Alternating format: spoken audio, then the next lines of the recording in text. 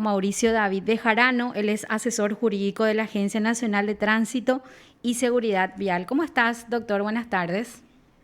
Sí, buenas tardes. ¿Cómo le va, Verónica, a usted, a su Vanessa. audiencia? Vanessa, discúlpeme. Eh, sí, ahí escuché la primera parte que hay Explícanos, doctor, por favor, esa diferencia antes de empezar con todo esto, porque veo que los artículos o los incisos que se pretenden modificar habla más que nada sobre ese nivel de gramos de alcohol por litro en la sangre y miligramos de alcohol, y esa diferencia es la que si podés aclararnos a todos, doctor, para entender. sí, cuando habla de aliento, es simplemente la prueba realizada que se tiene, entonces las graduaciones son diferentes y en sangre es otro tipo de prueba. Entonces, radica ahí la diferencia, por eso hay esa discriminación entre ambos métodos de prueba de intoxicación en sangre. La modificación normativa que se está llevando adelante es esencialmente, primordialmente, esta es la modificación de la tolerancia en sangre, de la menor tolerancia de alcohol o otro tipo de droga que pueda llegar a tener el conductor, y además de esa modificación que reduce, digamos, la tolerancia de intoxicación, también le da la posibilidad a quien realice esa prueba de tener cierta graduación alcohólica, de poder remitir al Ministerio Público, que era un vacío legal que tenía la norma vigente, para que pueda la persona ser imputada, acusada en su caso, además de investigar si cometiese un ilícito paralelamente al simplemente manejar en un grado de intoxicación alcohólica muy elevado. Esa es la modificación normativa que está sobre la mesa. Con eso se trabajó con la Cámara de Diputados, que era la proponente de esta modificación. La Agencia Nacional de Tránsito y Seguridad Vial prestó su acuerdo porque venía a llenar ese vacío legal que pueda tener consecuencias penales el hecho de que una persona maneje en grado de intoxicación elevado. Además, envió un parecer técnico con estadísticas, con todas las recomendaciones de organismos internacionales que muestran a las claras que esto tiene que estar penalizado y que debe tener menor tolerancia con la gente, con la cantidad de alcohol ingerido. Posteriormente, esto... ¿Están de acuerdo ustedes, doctor, como Agencia Nacional de Tránsito con esta modificación? Sí, totalmente, totalmente. De hecho, creo que ahí hay un acuerdo total, porque la proponente fue la Cámara de Diputados, luego para el Senado. El Senado incluso mejoró los números estos. Entonces, con eso la agencia está plenamente de acuerdo. Y hay un debate abierto, que es una segunda modificación que quieren realizar desde la Cámara de Senadores, es que se eviten los controles aleatorios de alcoholemia. Entonces Y ahí, podríamos decir, doctor, para entender nomás, porque acá veo sí, estos números sí, en el inciso X, sí, que esto sería entonces que no hay tanta tolerancia ya ahora. Falta grave ah, hasta 500, claro, hasta no, 0,5. sí. Realmente no tengo la modificación normativa a mano, por eso no quiero decir números sin tener a mano la modificación. Estoy en la calle, no tengo en la memoria, pero sí se mejoraba, se reducía la cantidad permisiva de intoxicación alcohólica, y además, pasado ciertos números, ya estaba la posibilidad de ser remitido al Ministerio Público para que la persona tenga una investigación por parte del Ministerio Público y su acusación en su caso. Ya. Lo que se modifica acá veo son los números. Antes, o Ah, sea, sí, la ley vigente dice falta grave la conducción en estado de intoxicación alcohólica desde 0,2 a 0,799 y la modificación exactamente, de miligramos de alcohol por litro de aire exhalado y así es. 0,4 a 0,5 gramos de alcohol por litro en la sangre. Y la modificación es de 0,2 a 0,250 Sí, y 0,4 a 0,5, ¿verdad? Entonces, más que ese nivel ya se estaría remitiendo al Ministerio Público. así es, tal cual. Y con eso hay ya un acuerdo pleno. Entendemos que tanto senadores como diputados entendieron que ese vacío legal había que llenar, que cuanto menor permisibilidad se tenga con la gente que maneje en estado de intoxicación, estaríamos por el buen camino de evitar justamente que la gente maneje alcoholizado, que tenga consecuencias penales graves en la hipótesis de que maneje un grado de intoxicación alcohólica muy elevada. Doc- Y por otro lado sí, está la otra parte de la normativa, que es la que se introduce en Senado. Eso se remitió a la Cámara de Diputados. La Cámara de Diputados no aprobó esa introducción del artículo 2, que como dije, quiere evitar los controles aleatorios, y ahora están de vuelta en el Senado, que tiene que tener 23 votos para la aprobación de Senado, del proyecto de Senado, y mayoría simple para la aprobación como viene de diputados, que como habíamos dicho es ese inciso que acabamos de leer. ya, sí, estoy encontrando acá el antecedente. Fue en septiembre de este año que la Cámara de Diputados rechazó la modificación que hizo el Senado, que Sí. pretendía eliminar controles aleatorios de alcotés a conductores y devolvió a la Cámara Alta. Eso es lo que se va a estudiar ahora otra vez, ¿verdad? Así es, tal cual. Mm. Y eso está en debate.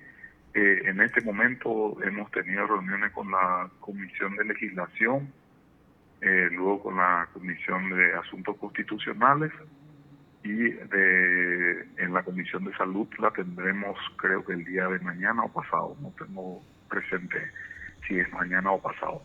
Pero sí, esas son las comisiones que estaban estudiando, porque al comienzo de la introducción de ese inciso, digamos, que metió el Senado, el argumento era que estos controles tenían exceso por parte de los órganos de control, que eran la patrulla caminera, la policía y demás. Luego zanjado, creo que ese debate en donde no se puede legislar en base a eso, sino simplemente mejorar los controles, la manera de controlar. Se argumentó que vulneraba algunos principios constitucionales, por razón por la cual fue a la Comisión de Asuntos Constitucionales, en donde penosamente no hubo realmente un debate de derecho constitucional, sino simplemente se incrementó el debate o el argumento de que en esos controles habían exceso por parte de los agentes que controlaban. Entonces, y desde la agencia y a título particular, nosotros no vemos que un control aleatorio de alcoholemia eh, sea una vulneración, una conculcación de un derecho constitucional, como el de la libre circulación que habían dicho, o la presunción de inocencia. Nosotros desde ningún punto de vista vemos que eso, un control aleatorio que practica prácticamente todo el mundo. Los organismos de control cada día recomiendan con mayor firmeza que ese método disuasivo es el que evita muchos accidentes y que mucha gente maneje en estado de intoxicación. Entonces, ese es el punto de debate en este momento.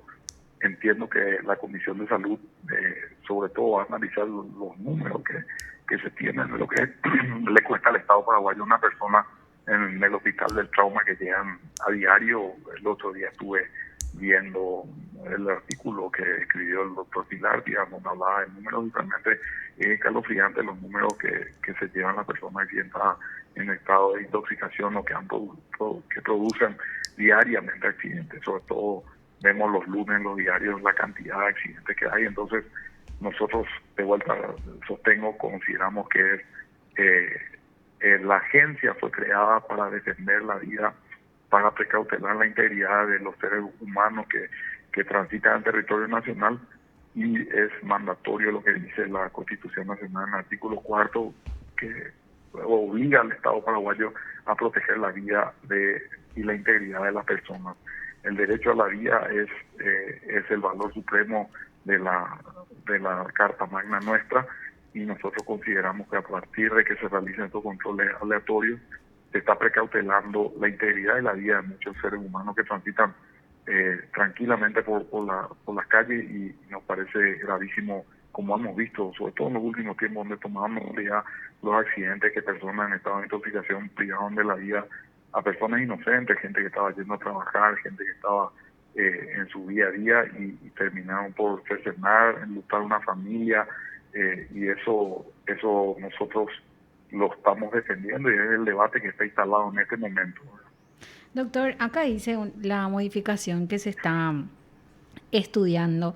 Superado este límite en la cifra que había leído hace un rato, los antecedentes serán remitidos al Ministerio Público para la persecución penal y aplicación de la pena conforme a lo establecido en el Código Penal. ¿Qué hechos punibles serían? El hecho punible que está ahí es exposición al tránsito terrestre, sería en el caso que no haya ningún tipo de accidentado. Ahora, si existe un accidente o otro tipo de derivación, seguramente se incrementarán los demás delitos, ya sea de homicidio o el que fuera, ¿verdad? Y actualmente, conducir en estado etílico no es entonces un hecho punible. No tiene derivaciones penales. Ese es el gran debate que se tuvo, se tiene, y de hecho hay un disgusto a nivel societario de que las personas que manejan estado de embriaguez no tienen ningún tipo de consecuencias. Ahora sí se tiene un parámetro de normativo, entonces el Ministerio Público va a poder hacer su trabajo con una prueba que es la alcoholemia. Pero fue en algún momento. Yo recuerdo que a partir de 0,80 si era un hecho punible o era solamente una falta grave administrativa. Acá está como falta gravísima, dice el inciso G. La conducción en estado de intoxicación alcohólica, estupefaciente u otra sustancia que disminuya condiciones psicofísicas normales y o en estado de agotamiento. No dice nada más. Como gravísima, exactamente. Claro. Por eso la modificación al 112 es ese inciso X que acababa de leer, y el 113 el inciso G, justamente para poder llenar penalizar ese hueco legal que así es. Doctor, también si tendría estadísticas, cifras de accidentes de tránsito, decís que la mayoría son a consecuencia de personas que conducen en estado etílico, ¿verdad?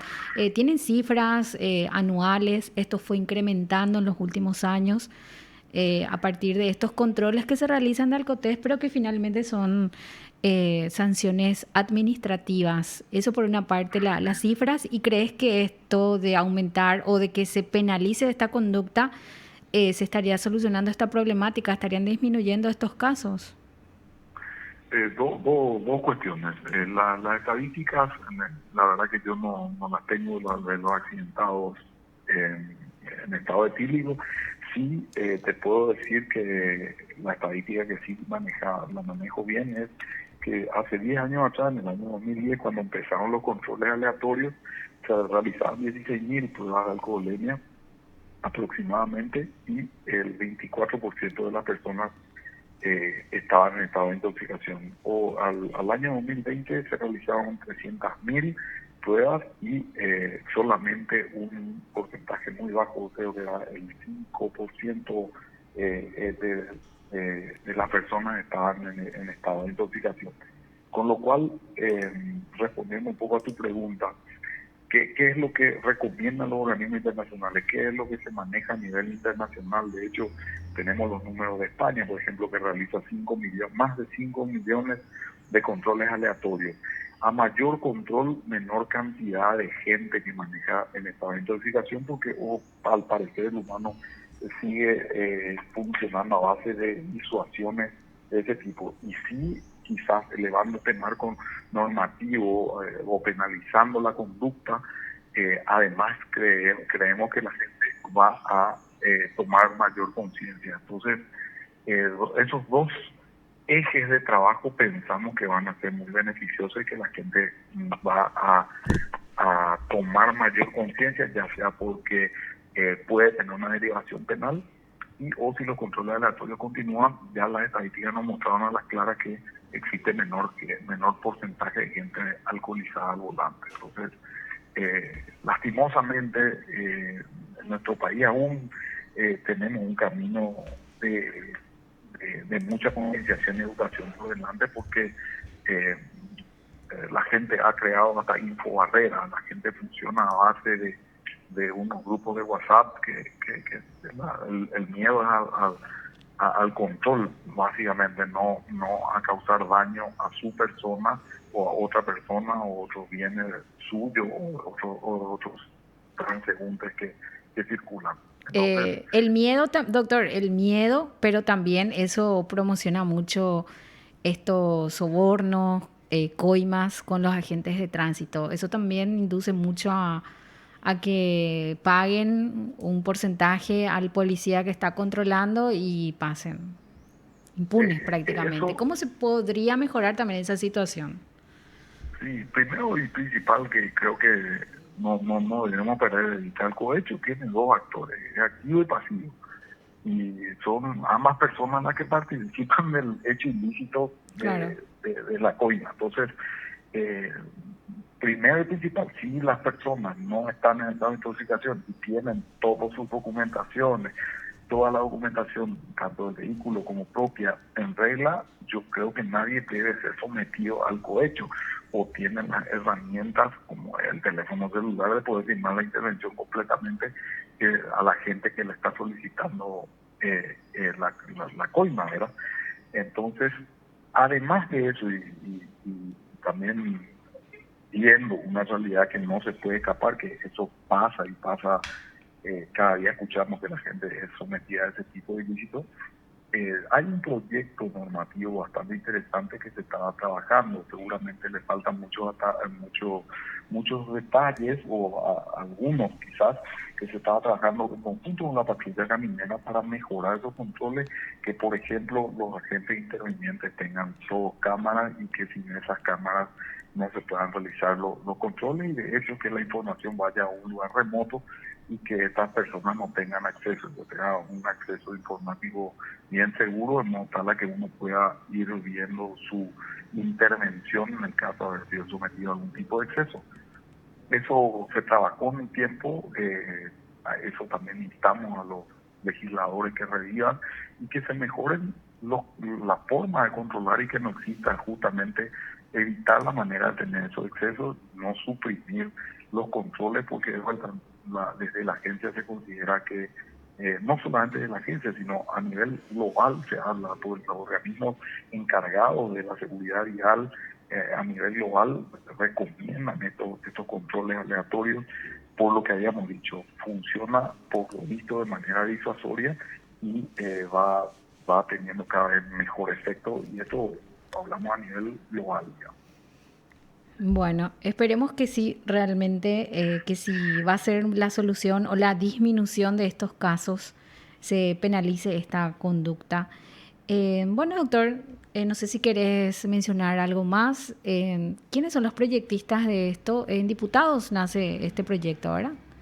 En diputados nace, Ujú. sí. No tengo en mente todos los diputados firmados, pero sí nace diputado y se incrementa este artículo segundo en la Cámara de Senadores. Y bueno, más que nada, instar, exhortar a los señores senadores a que ante la duda de algún derecho constitucional como lo que citaron, que opten por precautelar la vida de los ciudadanos y de todos quienes transitan por el territorio nacional, y con esto puedan optar por el bien principal y que sea la vida de todos los paraguayos, porque de vuelta entendemos que los controles es el mecanismo acertado para evitar que más gente maneje el estado de intoxicación. ¿Qué pasa si el Senado aprueba, ya queda sancionado? Y va al Ejecutivo, y el Ejecutivo tendrá la posibilidad de vetar parcialmente o no esto. Bueno, doctor, quedamos atentos entonces a lo que resuelva el Senado sobre este proyecto esta semana. Muchas gracias por su contacto. Muchas gracias a ustedes y muy buenas tardes. Lo escuchaste aquí en PDS.